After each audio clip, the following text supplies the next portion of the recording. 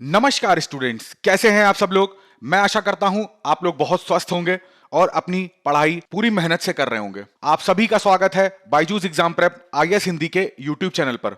आज की इस बड़ी खबर पे हम लोग चर्चा करेंगे पेट्रोल और डीजल की कीमतों में जो कटौती करी गई है। देखिए, चर्चा में क्यों रहा यह विषय कि हमारी वित्त मंत्री निर्मला सीतारमण जी ने जो हमारे ईंधन है यानी कि पेट्रोल और डीजल है, इसमें क्या करा है, जो उत्पाद शुल्क होता है जिसको एक्साइज ड्यूटी कहते हैं, एक्साइज ड्यूटी में क्या करी है, कटौती कर दी है। कितनी कटौती करी है? अगर बात करी जाए पेट्रोल की तो पेट्रोल में 8 रुपए पर लीटर की कटौती हुई है और डीजल की बात करें तो 6 रुपए प्रति लीटर की कटौती करी गई है। ठीक है, अगर ये कटौती जो करी गई है ना, इससे इसका परिणाम क्या होगा? इसका परिणाम यह होगा कि जो हमारा पेट्रोल है वो 9.5 रुपए प्रति लीटर ये क्या हो जाएगा, कम हो जाएगा। और अगर डीजल की बात करेंगे तो वो 7 रुपए पर लीटर वो भी क्या हो जाएगा, कम हो जाएगा। तो ऐसे कई सारे राज्यों में जहां पर पेट्रोल की कीमतें एकदम आसमान छू रही थी, डीजल की कीमतें बढ़ी हुई थी, तो वहां पे उनके राज्यवासियों को या भारत की बात करें तो एक राहत की सांस मिली है कि चलिए पेट्रोल और डीजल जो है वो कम हुआ। अब चूंकि पेट्रोल और डीजल क्या है, हमारी लाइफलाइन है। कैसे लाइफलाइन है? चाहे कोई भी खाद्य पदार्थ हो, खाद्य सामग्री हो, आटा, दाल, चावल, गेहूं, तेल, तो ये सारी खाद्य सामग्री जो होती है, इसका परिवहन जो होता है वो हमारे ट्रक्स के थ्रू या जो हमारी ट्रेन होती हैं, मालवाहक गाड़ियां होती हैं, उनके माध्यम से हम तक पहुंचाया जाता है। अब तो यदि डीजल का दाम बढ़ता है तो जो मूलभूत चीजें हैं जो डेली रोज हम लोग यूज करते हैं, ब्रेड हो गया, दूध हो गया, सब्जी हो गई, फल हो गए, तेल हो गया, गेहूं, दाल, चावल, जो एक आम आदमी डेली यूज करता है, तो उसके दामों में बढ़ोतरी देखी जाती है। और यही बढ़ोतरी कहीं ना कहीं किसको फिर जन्म देती है? महंगाई को। तो पेट्रोल और डीजल के जो उत्पाद शुल्क है उसमें सरकार ने क्या करा है, पेट्रोल में 8 रुपए और डीजल में 6 रुपए की कटौती करी है। अब देखिए, ये जो कटौती करी गई है ना, इससे अब देखिए ये कटौती का मतलब हुआ कि अब पेट्रोल बाहर से हम लोग आयात करते हैं। आपको पता होना चाहिए 80% के आसपास जो हमारा पेट्रोल होता है, जो कच्चा तेल होता है, वो हम लोग निर्भर करते हैं आयात पर। तो जो आयात से रेट आता है, जो यहाँ पे कंपनियां हैं जो खरीदती हैं उस तेल को, तो हमें मान लीजिए वो 100 रुपए पर बैरल के हिसाब से दे रहा है, तो हमें तो उसको 100 रुपए पर बैरल देना है। सरकार जो यहाँ पर अपना नुकसान उठा रही है, ये जो एक्साइज ड्यूटी उसने कम करी है, तो इससे सरकार के राजस्व में क्या फर्क पड़ना है? जाहिर सी बात है उसके राजस्व में सरकार के ऊपर एक बोझ आ जाएगा। और ऐसा अनुमान लगाया जा रहा है कि 1 लाख करोड़, 1 लाख करोड़ बहुत बड़ी रकम होती है। इतना जो ये राजस्व है, सरकार के पास जो राजस्व आता है, उसकी जो है कहीं ना कहीं कमी देखी जाएगी सरकार के खाते में। तो इस चीज को भी ध्यान रखिएगा। दूसरा, कल ही हमारे वित्त मंत्री ने एक और घोषणा करी है, पीएम उज्ज्वला योजना जो है, इसमें क्या करा जाएगा, इसके जो 9 करोड़ लाभार्थी हैं, तो उनको जो गैस सिलेंडर मिलता है तो उसमें क्या है, 200 रुपए की और ज्यादा सब्सिडी दी जाएगी, यानी कि 200 रुपए और गैस सिलेंडर में भी कम करे गए। इससे अगर सरकार के ऊपर जो राजस्व में फर्क पड़ेगा वो 6100 करोड़ प्रति वर्ष। ये जो मैंने आपको 1 लाख करोड़ का फिगर बताया था, 1 लाख करोड़ ये प्रति वर्ष का है। ठीक है, तो वैसे ही 6100 करोड़ प्रति वर्ष सरकार के ऊपर एक एक्स्ट्रा ये बोझ बन जाएगा। ठीक है, बट उससे होगा क्या? सरकार का मेन उद्देश्य है कि जो हमारे देशवासी हैं उन पे, उनकी जेब पे इतना फर्क ना पड़े, क्योंकि जिस तरीके से पिछले 2-3 महीने में हम लोग देख रहे हैं कि पेट्रोल के जो दाम है, डीजल के जो दाम है, वो किस तरीके से आसमान छू रहे हैं, तो उस पर एक आम आदमी पे बहुत ज्यादा प्रभाव पड़ रहा है, क्योंकि प्रत्यक्ष रूप से और अप्रत्यक्ष रूप से, दोनों रूप से जनता ही प्रभावित होती है। तो उस जनता की भलाई करने के लिए, जनता के वेलफेयर में सरकार ने यह कदम उठाया है। ठीक है, मैं आशा करता हूं ये 2 पॉइंट जो मैंने आपको बताए हैं वो आपको समझ में आ गए होंगे। तो ये मेन न्यूज थी कि सरकार ने इतने रुपए पेट्रोल और डीजल में और इतने रुपए की सब्सिडी जो है वो गैस सिलेंडर में उज्ज्वला योजना के अंतर्गत नागरिकों को दी है। अब देखिए, थोड़ा सा तेल के बारे में बात कर लेते हैं कि भारत को, आपको पता होगा हाल ही में जिस तरीके से जो रशिया और यूक्रेन का युद्ध हो रहा है, उसमें यूएसए ने, और जो यूएसए के मित्र देश है, उन्होंने रशिया पर यह बोला है कि सैंक्शन लगाने की कोशिश करी है और यह बोला है कि कोई भी देश जो है वो इनसे तेल का आयात ना करे। भारत को भी ये हिदायत दी गई थी, तो भारत ने इनसे बोला कि भाई, भारत ने अमेरिका से बोला कि हम इतना तेल रशिया से नहीं खरीद रहे हैं, आप बिल्कुल परेशान ना होइए। मगर आपको जान के आश्चर्य होगा कि जब ये न्यूज मैंने भी पढ़ी कि जो रशिया है वो चौथा आयातक सबसे बड़ा बन चुका है भारत को तेल आयात करने का। बहुत बड़ी न्यूज है। भारत ने, ऐसा न्यूज में आया कि अगर अप्रैल की बात करें, अभी मैं इसमें दिखाता हूं आपको, अगर केवल अप्रैल महीने की बात करें तो अप्रैल महीने में 2,77,000 बैरल पर डे अप्रैल में खरीदा गया तेल है, ठीक है। अप्रैल में कितना खरीदा गया है? 2,77,000 बैरल। यही अगर बात करें ना मार्च में, यानी कि ठीक एक महीने पहले, कितना हम लोग खरीद रहे थे? 66,000। केवल 66,000 से कितना हम लोगों ने छलांग लगाया है? 2,77,000। 2.25 लाख बैरल तेल जो है वो इंडिया पर डे किससे लेने लगा है? वो रशिया से लेने लगा है। तो रशिया कहीं ना कहीं चौथा पोजीशन पर आ गया है इंडिया को तेल सप्लाई करने में। तो अब हम अमेरिका से यह भी नहीं कह सकते हैं कि हम जो है लिमिटेड तेल एक निश्चित मात्रा में ही खरीद रहे हैं, क्योंकि अब रिपोर्ट सामने आ गई है। टाइम्स ऑफ इंडिया का यह आर्टिकल है और बहुत सारे न्यूज़पेपर में, बिजनेस टाइम्स की बात करें या अमेरिकन जो मीडिया है वो भी इसको बहुत तेजी से कवर कर रहा है। तो यह चीज आपको ध्यान रखनी होगी कि किस तरीके से हम लोग रशिया से जो तेल है वो आयात कर रहे हैं। देखो इसके पीछे कारण भी है, ऐसा नहीं है कि केवल हमारा रशिया एक मित्र है उस वजह से ऐसा हो रहा है। देखिए अगर विश्व में तेल के प्राइस की बात करें कि अंतरराष्ट्रीय स्तर पे जो तेल है उसका क्या प्राइस है, तो 114 रुपए से 115 डॉलर की बात करें, मैं रुपए बोल रहा हूं, डॉलर प्रति बैरल, इतना तेल जो है ये अंतरराष्ट्रीय कीमतें हैं।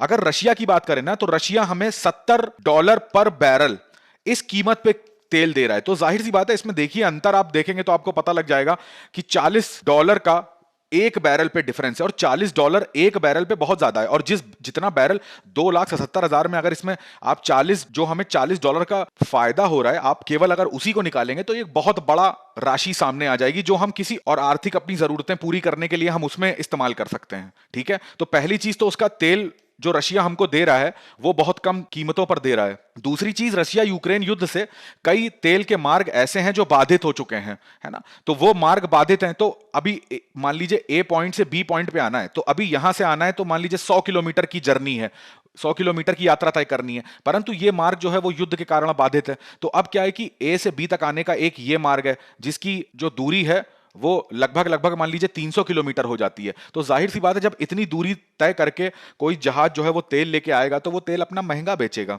तो जब तेल महंगा बेचेगा तो इस कीमत से भी अपना जो परिवहन का खर्चा है वो भी ऐड कर देगा। तो वो भी एक कहीं ना कहीं कारण है कि तेल की कीमतें जो है वो मार्केट में बढ़ी हुई हैं। ऑयल बॉन्ड्स की बात करें, आपको इसके बारे में पता होगा, जो ऑयल बॉन्ड सरकार ने निकाले थे, ठीक है, यूपीए की सरकार ने, तो उस पे जो ब्याज हम लोग आज भी दे रहे हैं, ठीक है, यहां पे लिख दे रहा हूं, तो ऑयल बॉन्ड्स पे जो ब्याज आता है वो भी वर्ष दर वर्ष जाता है, तो उससे भी तेल की कीमतें कहीं ना कहीं बढ़ती हैं। ठीक है, तो इस चीज को ध्यान रखिएगा। अब देखिए जो तेल के प्राइस है ना, तो उसमें देखा गया ऐसा कि अगर बात करी जाए मार्च से अप्रैल में, तो मार्च से अप्रैल में आप देखोगे तो सडनली 10 रुपए कितने दिन में? 15 दिनों में, यानी कि 15 दिन की अगर बात करें तो 15 दिन में 10 रुपए मूल वृद्धि हो गई है पेट्रोल के प्राइस में। ठीक है, मैंने उसका कई सारे रीजन आपको बताए कि जैसे भाई जो यूक्रेन का युद्ध है वो उसका एक रीजन है, ठीक है, जो आपूर्ति बाधित हो रही है वो उसका एक रीजन है, ऑयल बॉन्ड्स जो हैं उन पे जो ब्याज दिया जा रहा है ये भी एक रीजन है। तो इस चीज को भी ध्यान रखिएगा। तो ये एक ग्राफ में बताने का तात्पर्य ये था कि आपको ये पता लगे कि 95 से किस तरीके से 105 रुपए, और सारे राज्यों में ये नहीं हुआ है, बहुत बहुत राज्यों में तो 119 120 रुपए प्रति लीटर के हिसाब से पेट्रोल की कीमतें पहुंच चुकी हैं। तो उन सारी कीमतों में उन सारे लोगों को बहुत ज्यादा राहत मिलेगी इस चीज से। हालांकि हमारे वित्त मंत्री ने यह भी कहा है कि भाई हम तो ये एक्साइज ड्यूटी जो है वो तो हमने अपनी कम कर ली है, यानी कि उत्पाद शुल्क जिसको बोलते हैं ये तो हमने कम कर लिया है, परंतु राज्य सरकारों का भी ये कर्तव्य है, क्या कर्तव्य है, कि उनको अपने राज्य में अपने जो लोग हैं उनकी भलाई करने के लिए ये जो छूट हमने दी है एक आम आदमी के लिए, तो उस आम आदमी तक ये पहुंचनी जरूर चाहिए। अब देखिए जैसे एक कोई पेट्रोल है, तो अभी आपको क्या लगता है कि जैसे पेट्रोल हमको मिलता है तो एक तो पेट्रोल का बेस प्राइस होता है, बेस प्राइस का मतलब एक उसका आधार मूल्य होता है, ठीक है। तो इस आधार मूल्य में क्या होता है कि जो परिवहन का खर्चा है वो भी जुड़ता है। अब मान लीजिए कोई किसी दूसरे देश से यहां पर तेल आ रहा है, तो जहां पर आता है वो क्या होती हैं, वो सारी तेल जहां पर इकट्ठा हो रहा है, अब यहां से जो कच्चा तेल होता है वो कहां पे जाता है? रिफाइनरी में जाता है। रिफाइनरी का मतलब क्या होता है? रिफाइन करना, कच्चे तेल को ही रिफाइन करके पेट्रोल, डीजल और भी जो ईंधन होते हैं उनको अलग अलग करा जाता है, ठीक है। तो ये रिफाइनरी में अपना एक खर्चा आता है। जब डीलर के पास, जो हमारे राज्यों में या हमारे घर के पास जो डीलर है जहां से हम लोग तेल डलाते हैं, तो वहां पे जो डीलर होता है उसको जब ये तेल मिलता है तो उसको एक कीमत पे तेल मिलता है, तो एक कीमत उसकी होती है, ठीक है। फिर यहां पर लगती है एक्साइज ड्यूटी जिसको कि उत्पाद शुल्क बोलते हैं। उत्पाद शुल्क ऐसा है, एक अप्रत्यक्ष कर होता है। अप्रत्यक्ष क्यों होता है? क्योंकि ये डायरेक्ट हमको नहीं देना होता है। अब मान लीजिए जैसे कोई कंपनी है एक्स, ठीक है, एक्स कोई प्रोडक्ट बनाती है, मान लीजिए एक बिस्किट बना रही है, तो ये बिस्किट जो है मार्केट में 10 रुपए का है, तो इसमें जो एक्साइज ड्यूटी है, जो उत्पाद शुल्क होता है, उत्पाद शुल्क का मतलब है कि भारत के अंदर जो उत्पाद हैं ये उन पे लगता है, उत्पादों के निर्माण पे। अब जो भारत से बाहर, भारत कोई मान लीजिए आप मर्सिडीज की कार इंडिया में लेते हैं, ठीक है, तो मर्सिडीज की कार अगर इंडिया में नहीं बनती है तो उस पे उत्पाद शुल्क नहीं लगेगा, उस पे कौन सा शुल्क लगेगा, उस पे कस्टम ड्यूटी लगती है, ठीक है, उस पे एक्साइज ड्यूटी नहीं लगती। जो उत्पाद शुल्क है वो केवल उन्हीं वस्तुओं पर लगता है जो भारत में उत्पादित होती हैं, और जो उत्पादन करता है, जो एक्स कंपनी है, वही इस पे 10 रुपए में, मान लीजिए उसने 2 रुपए का उत्पाद शुल्क लगाया है, तो बट हमें कितने रुपए देने हैं, हमें तो 10 रुपए देने हैं। ये 10 रुपए किसकी जेब में चले जाएंगे, एक्स की जेब में। अब एक्स उसी में से 2 रुपए निकाल के किसको दे देगा, ये सरकार को दे देगा। तो सरकार को टैक्स जो है वो देता कौन है, एक्स, इसीलिए क्या है, अप्रत्यक्ष कर है, ठीक है। फिर इसमें एक्साइज ड्यूटी लगती है, प्लस जो डीलर है, अब मान लीजिए डीलर उससे कुछ पैसे में खरीद रहा है, मान लीजिए ये खरीद रहा है 50 रुपए में, तो ये 50 रुपए में तो जनता को नहीं देगा ना, ये कुछ तो अपना कमीशन ऐड करेगा, मान लीजिए 5 रुपए जोड़ेगा ताकि पर लीटर में इसको भी तो कमाई हो, तो डीलर का कमीशन जोड़ लीजिए, ठीक है। डीलर के कमीशन के बाद इसमें लगता है वैट, ये जो वैट है ये राज्य सरकारें लगाती हैं। तो इस तरीके से अब जाके ये जो सारा प्राइस है, तब जाके जो पेट्रोल होता है 100 रुपए पर लीटर के हिसाब से, या जितना भी होता है, तो वो तय होता है। बेस प्राइस अगर आप देखोगे ना, तो बेस प्राइस बहुत कम होता है, मान लीजिए कि 45 से 50 रुपए इसके अंदर का बेस प्राइस होता है। जो तेल हमें 100 रुपए का मिलता है तो उसका इतना बेस प्राइस होता है, और ये सारे शुल्क ऐड होते होते वो इतने का हो जाता है। अगर महंगाई की बात करें ना, तो इसमें एक चर्चा ये भी है कि भाई जो पेट्रोल की कीमतें बढ़ रही हैं उससे महंगाई जो बढ़ी, तो देखिए आपको पता होगा जो ये उपभोक्ता मूल्य सूचकांक है, जिसको सीपीआई कहते हैं, ठीक है। चलिए आज का मेरा प्रश्न यह है कि आपको बताना है कि सीपीआई जो है वो निकालता कौन है भारत के अंदर। सीपीआई यानी कि कंज्यूमर फूड प्राइस इंडेक्स, ये कौन निकालता है, उपभोक्ता, ये आप कमेंट करके बताएंगे। आप जो भी कमेंट करते हैं, मैं सबको धन्यवाद देना चाहता हूं, बहुत अच्छे कमेंट आते हैं और बहुत अच्छा लगता है, और बहुत लोगों का ज्ञान वर्धन होता है उस कमेंट को पढ़ के। तो बहुत बहुत धन्यवाद सभी को जो भी लोग कमेंट करते हैं, ऐसे ही आप कमेंट करते रहिए। तो देखिए सीपीआई जो होता है ना, हमारे भारत सरकार का ऐसा लक्ष्य होता है कि इसको 2 से 6% पे रखना है,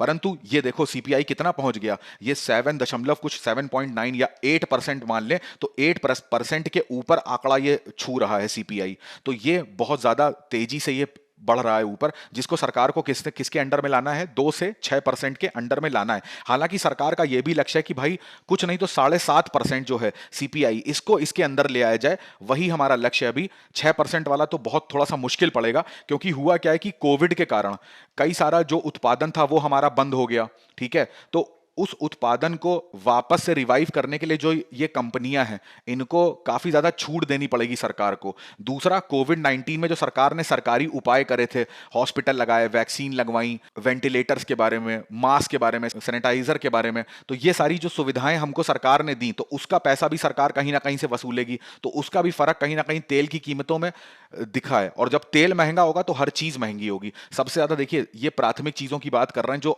रोजमर्रा रोज हम सबके घरों में यूज होती है। ऑयल और फैट की बात करें, अगर तेल की बात करें, तो 18.8% की महंगाई इसमें देखी गई है।